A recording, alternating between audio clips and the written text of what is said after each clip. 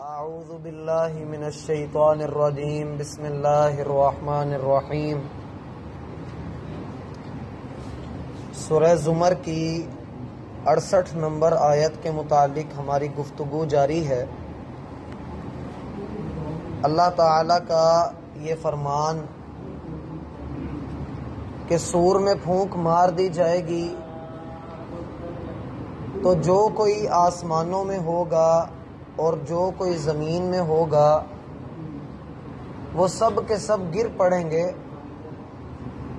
سوائے ان لوگوں کے جن کو اللہ گرنے نہیں دے گا، جن کو اللہ محفوظ فرمائے گا، جن کو اللہ امن عطا کرے گا، وہ لوگ بچ جائیں گے۔ دراصل قیامت کی ہولناکی، اس کی ہیبت یہ اس قدر شدید ہے کہ نبی علیہ الصلاۃ والسلام کا فرمان ہے، لو تعلمون ما اعلم، لوگو اگر تم وہ باتیں جان لو جو میں جانتا ہوں، لضحکتم قلیلا ولبکیتم کثیرا، تو تم بہت کم ہنسا کرو اور کثرت سے رویا کرو۔ اور ایک روایت میں الفاظ ہیں کہ اگر تمہیں معلوم پڑ جائے کہ قبر میں مردے کے ساتھ کیا کیا جاتا ہے تو تم لوگ اپنے مردوں کو دفن کرنا چھوڑ دو۔ عثمان رضی اللہ عنہ جب ان کے سامنے آخرت کا ذکر ہوتا تو ان کی آنکھوں سے آنسو نکل آتے، لیکن جب قبر کی بات کی جاتی تو وہ بہت زیادہ روتے، شدید رویا کرتے تھے۔ ان سے پوچھا گیا کہ آپ آخرت کا ذکر سن کر نہیں روتے اور قبر کی بات سن کر آپ بہت زیادہ روتے ہیں، اس کی کیا وجہ ہے؟ انہوں نے ارشاد فرمایا کہ قبر آخرت کی سیڑھیوں میں سے پہلی سیڑھی ہے، اگر کوئی یہاں پر کامیاب ہو جاتا ہے تو آگے بھی کامیاب، اور اگر یہاں پر اس کی پکڑ ہو گئی تو آگے کے معاملات بھی سنگین ہیں۔ اللہ تعالی نے قیامت کی دو قسمیں رکھی ہیں جن کو ہم اپنے سمجھنے کے لیے بیان کرتے ہیں۔ ایک قسم تو قیامت کی وہ ہے جو ہر ایک بندے کے لیے الگ الگ سے آتی ہے، جس کی موت آ جاتی ہے اس کی قیامت بھی آ جاتی ہے۔ جس بندے کی موت آ جاتی ہے اس بندے کی قیامت بھی آ جاتی ہے۔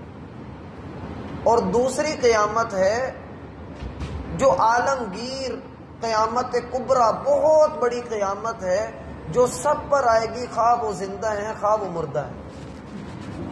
نبی علیہ الصلاۃ والسلام فرماتے ہیں کہ قیامت ان لوگوں پر قائم کی جائے گی جو مشرک ہیں، بدترین لوگ ہیں، اور اس وقت قائم کی جائے گی جب زمین پر اللہ کا نام لینے والا کوئی نہیں ہوگا۔ عیسیٰ علیہ الصلاۃ والسلام کے آنے کے بعد پوری زمین پر اسلام پھیل جائے گا، اور نبی علیہ السلام فرماتے ہیں کہ دو آدمیوں کے دل میں رنجش، عداوت، بغض اور کینہ نہیں ہوگا، حتیٰ کہ 7 سال گزر جائیں گے اور پھر مشرق کی طرف سے ایک ہلکی سی ٹھنڈی ہوا اللہ تعالیٰ چلائیں گے جو ہر مومن کو لگے گی، اور مومن اس ہوا کی وجہ سے فوت ہو جائے گا، حتیٰ کہ اگر کوئی غار میں بھی جا کر چھپ جائے گا تو وہ ہوا اس کو بھی جا کر پہنچے گی اور وہ اس کی وجہ سے وفات پا جائے گا۔ پھر لوگ اپنی زندگیوں میں مگن ہوں گے کہ شیطان ان کے پاس آئے گا اور انہیں کہے گا کہ تم میرا حکم کیوں نہیں مانتے ہو؟ وہ کہیں گے تو کیا حکم دیتا ہے؟ وہ ان کو حکم دے گا تو پھر ان لوگوں کی حالت یہ ہوگی، نیکی کو نیکی نہیں خیال کریں گے اور برائی کو برائی نہیں سمجھیں گے، اور بدترین کاموں کو اپنا شیوا بنا لیں گے، حتیٰ کہ بت پرستی شروع ہو جائے گی، اور پھر ان بدترین لوگوں کے گندے کاموں کی وجہ سے اللہ دنیا ان کے لیے کھول دے گا، خوشحالیاں اور فراوانیاں ہوں گی، اور پھر اچانک سے ان کے اوپر قیامت قائم کر دی جائے گی۔ اور سب سے پہلا آدمی جو بے ہوش ہو کر گرے گا، صحیح مسلم اور سنن ابو داود میں یہ لمبی روایت ہے کہ سب سے پہلا آدمی جو بے ہوش ہو کر گرے گا وہ ہوگا جو اپنے طلاب کی مرمت کر رہا ہوگا، اور لوگوں کی حالت یہ ہوگی کہ ایک طرف کو ان کے سر ڈھلکیں گے اور دوسری مرتبہ جب آواز آئے گی تو وہ جی اٹھیں گے، بالکل اسی طرح جیسے اللہ تعالیٰ آسمان سے پانی نازل فرمائے اور زمین سے کھیتیاں نکل آتی ہیں، ایسی دوسری مرتبہ جب سور پھونکا جائے گا تو لوگ اپنی قبروں سے زمین سے یوں اٹھ کر باہر نکل آئیں گے۔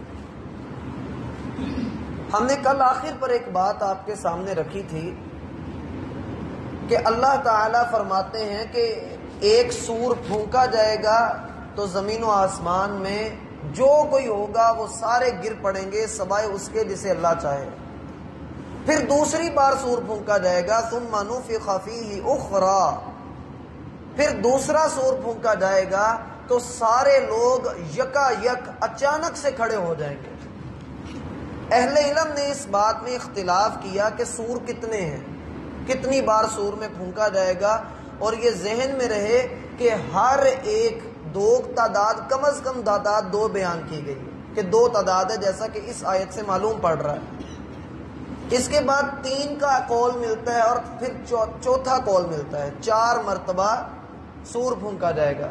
ہر ایک کے پاس دلیلیں موجود ہیں، احادیث ہیں، احادیث سبھی کے پاس ہیں، لیکن اہل علم کا اختلاف اس بنا پر ہے کہ ان کا یہ کہنا ہے کہ اصل میں یہ ایک ہی سور کی مختلف حالتیں ہوں گی، جس کی وجہ سے اہل علم کے درمیان اختلاف ہوا۔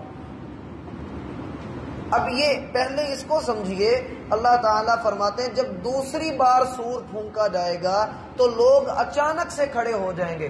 اس بات میں کسی کو اختلاف نہیں کہ یہ والا سور آخری سور ہوگا، یعنی 2 والے ہیں تو وہ کہتے ہیں 2 میں سے دوسرا یہ ہے، کوئی 3 کہتا ہے تو وہ کہتا ہے تیسرا سور یہی ہوگا کہ لوگ اٹھ کھڑے ہوں گے، اور چوتھے 4 کہنے والے ہیں تو وہ کہتے ہیں چوتھا سور یہی ہوگا۔ بہرحال یہ ایک اختلافی مسئلہ ہے، اس میں جو اہل علم نے اس پر بحث کی ہے اس کا خلاصہ یہ ہے کہ اہل علم میں سے بعض کا قول یہ ہے جو کہتے ہیں کہ 2 ہیں، سور 2 مرتبہ پھونکا جائے گا، وہ تو سیدھی سیدھی بات کرتے ہیں کہ پہلی بار سور پھونکا جائے گا تو سارے فنا ہو جائیں گے، مر جائیں گے، اور دوسری بار سور پھونکا جائے گا تو سارے اٹھ کھڑے ہوں گے، جیسا کہ اس آیت سے واضح ہے۔ جو اہل علم یہ کہتے ہیں کہ 3 سور ہوں گے، ان کا کہنا یہ ہے کہ پہلا سور ہوگا جس کی وجہ سے لوگ گھبرا جائیں گے، اور وہ دلیل دیتے ہیں سورہ نمل میں 20ویں پارے کی ایک آیت ہے، وہاں پر یہی الفاظ ہیں وَيَوْمَ يُنْفَخُ فِي الصُّورِ فَفَزِعَ مَنْ فِي السَّمَاوَاتِ وَمَنْ فِي الْأَرْضِ، جس دن سور میں پھونکا جائے گا تو زمین و آسمان میں جو کچھ ہے وہ گھبرا جائے گا، مگر وہ نہیں گھبرائے گا جسے اللہ چاہے۔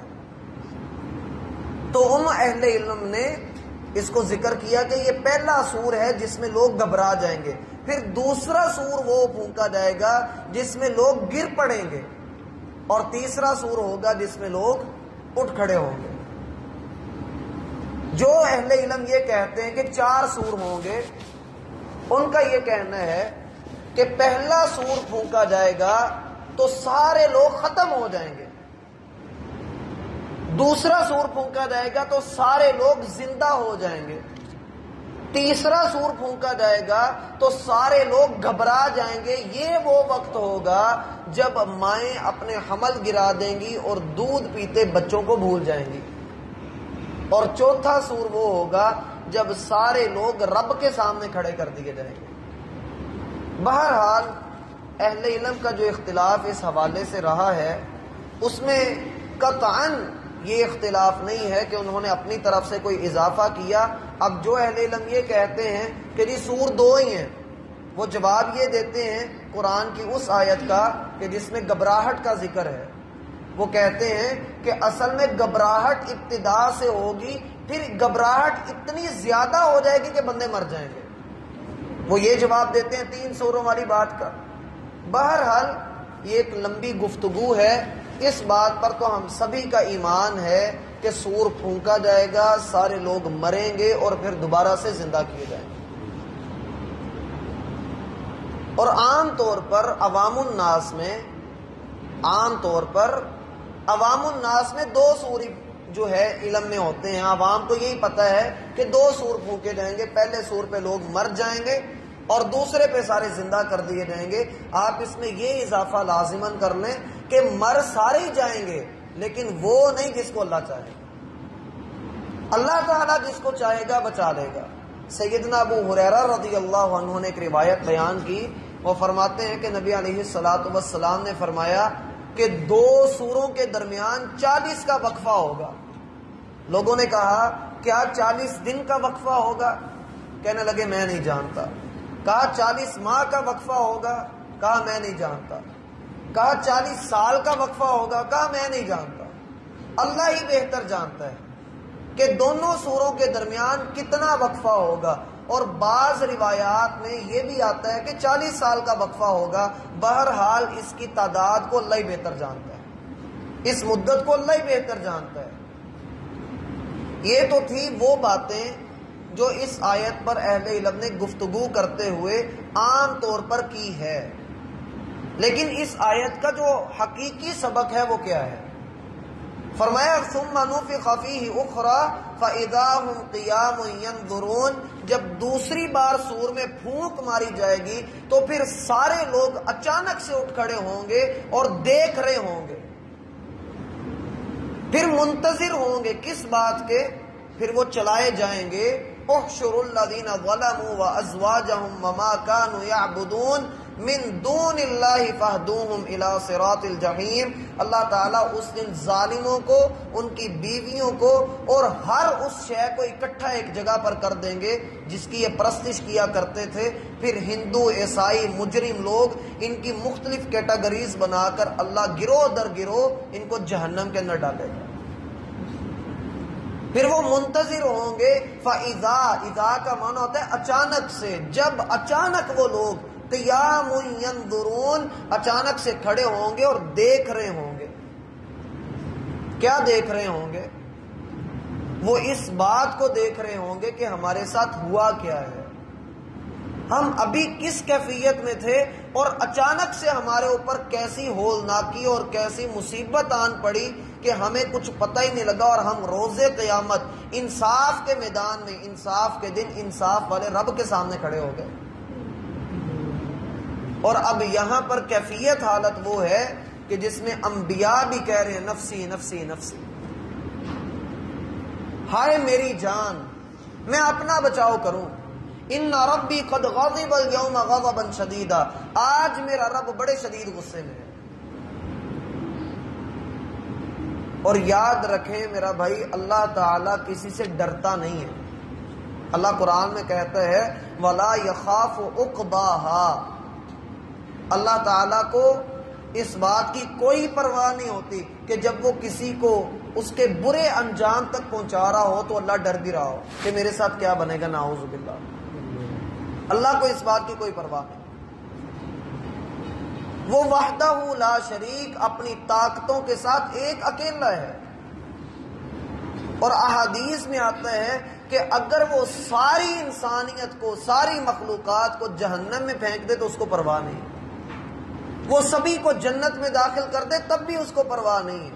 وہ اپنی شان کے ساتھ بلند تر ہے، وہ ویسا ہی ہے جیسا اس کی شان کے لائق ہے۔ لیکن بندے اس دن دیکھ رہے ہوں گے، مختلف حالتیں ہوں گی لوگوں کی۔ انبیاء کی حالت تو ہم جانتے ہی ہیں، کچھ گنہگار لوگ جنہوں نے جان بوجھ کر دنیا میں لوگوں سے مانگا بلا وجہ۔ حدیث میں آتا ہے قیامت والے دن آئے گا، چہرے پر گوشت کا ٹکڑا بھی نہیں ہوگا، بلا وجہ لوگوں سے سوال کرنا، بلا وجہ لوگوں سے مانگتے رہنا۔ اور ایک وہ ہوگا جس کو اندھا کر کے اٹھایا جائے گا، یہ وہ ہوگا جس کو رب نے قرآن دیا، اس کے سامنے تھا قرآن لیکن آنکھیں موند کر بیٹھا رہا، آنکھیں پھیر کر دور رہا۔ لوگ یہ کہتے ہیں یہ حافظ کے بارے میں، حافظ کے بارے میں نہیں ہے، سبھی کے بارے میں، جس کے پاس قرآن موجود ہے، اگر وہ قرآن کو نہیں تھامتا قیامت والے دن اندھا کر کے اٹھایا جائے، اگر وہ قرآن کو نہیں سمجھتا ہے۔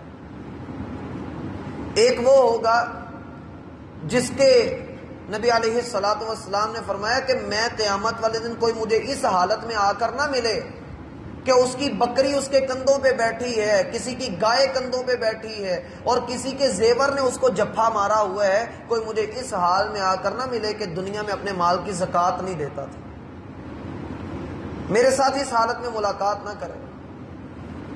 اور بندوں کی حالتیں یہ تو ہیں خصوصی حالتیں، عام حالت یہ ہوگی کہ ہر بندہ اپنے گناہوں کی وجہ سے پسینے میں ڈبکیاں کھا رہا ہوگا، کچھ لوگ پہلوؤں تک، کچھ گردن تک، اور کچھ پورے کے پورے ڈوبے ہوئے ہوں، اور وہ لوگ جنہوں نے صدقے کو اپنا شیوا بنایا ہوگا وہ اپنے صدقے کے سائے میں ہوں گے، کچھ اللہ کے عرش کے سائے میں ہوں گے، کچھ اللہ تعالیٰ کے عرش کے سائے کے تلے نور کے منبر ہوں گے، وہاں پر بیٹھے ہوئے ہوں گے، اللہ ہمارا شمار ان میں کرے۔ فَإِذَا هُمْ قِيَامٌ يَنظُرُونَ، پھر آپ ان کو دیکھیں گے کہ وہ یکا یک جب اٹھیں گے، اچانک سے اٹھائے جائیں گے، تو پھر دیکھ رہے ہوں گے، دیکھتے رہ جائیں گے کہ ہوا کیا ہے۔ جس کو جھٹلایا کرتے تھے وہ سر پر آ گئی، پڑ گئی، اور اب چلو حساب دو۔ اب آگے کیا ہوگا اللہ تعالیٰ اگلی آیت میں اس منظر کو بھی پوری تفصیل کے ساتھ بیان کریں گے۔ اللہ ہمیں سمجھنے کی توفیق۔ اعوذ باللہ من الشیطان الرجیم، بسم اللہ